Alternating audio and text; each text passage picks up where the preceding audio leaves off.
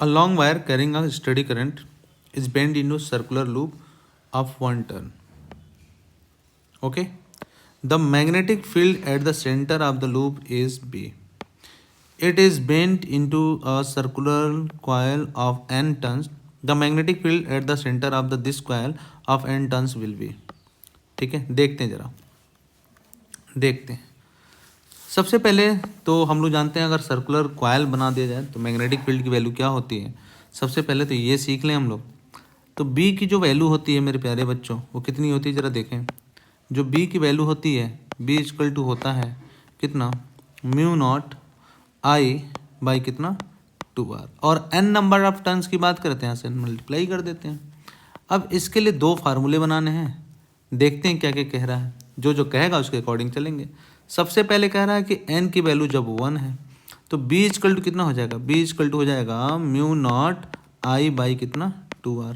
और जब कह रहा है कि n की वैल्यू नंबर ऑफ टर्न्स जो है n है, ठीक है, n नंबर ऑफ टर्न्स के लिए, तो मैं इसको बोल दूँ b की वैल्यू तब क्या हो जाएगी यहाँ पे, तब b की वैल्यू यहाँ पे लिखेंगे b equal to mu naught N I by कितना, 2r।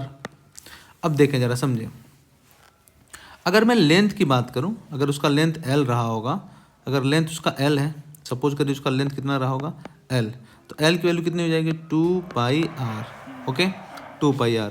तो r की वैल्यू मैं क्या लिख सकता हूँ, r की वैल्यू लिख सकता हूँ l बाई कितना, 2 पाई, ये लिख सकता हूँ। तो r की जगह हम क्या रख लें, l अपॉन 2 पाई। तो यहाँ पे b की वैल्यू कितनी हो जाएगी, म्यू नॉट आई बाई कितना, 2, r की जगह कितना, l बाई 2 पाई।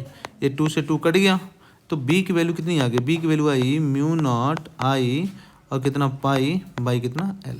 ये b की वैल्यू आ गई। जरा मैं यहाँ पे b डैश लिख दूँ इसको, तो b डैश की वैल्यू कितनी आएगी, b डैश के लिए जरा देखें। यहाँ पे r में भी क्या कर रहा है, n नंबर ऑफ टर्न्स कह रहा है, तो इसके लिए r की वैल्यू कितनी हो जाएगी, देखिए l equal to n 2 pi r, इसके लिए हो जाएगा, यहाँ n से मल्टीप्लाई कर देंगे, ठीक है ना। तो r की वैल्यू कितनी हो जाएगी, r की वैल्यू हो जाएगी l बाई 2 पाई n, यही ना।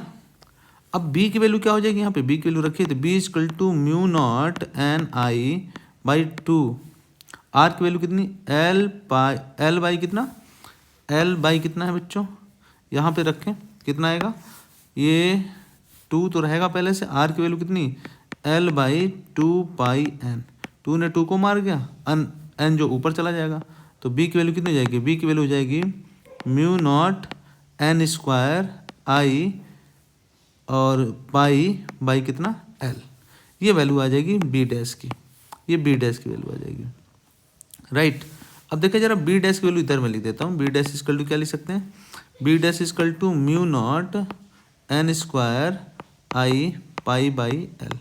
अब देखिए इसको मैं ऐसे लिख सकता हूँ, b dash equal to n square एक किनारे रखा, mu naught I pi by कितना l। ये वैल्यू किसकी है, b की। अब देखें तो ये वैल्यू किसकी है, b की। तो b डैश जो होगा वो क्या होगा, n square times of b, यानी ऑप्शन कौन सा सही है, n square times of b, यानी option 4 is the correct option. यानी ऑप्शन जो 4 है ना वो करेक्ट ऑप्शन है, वो करेक्ट ऑप्शन है। ओके, चलिए।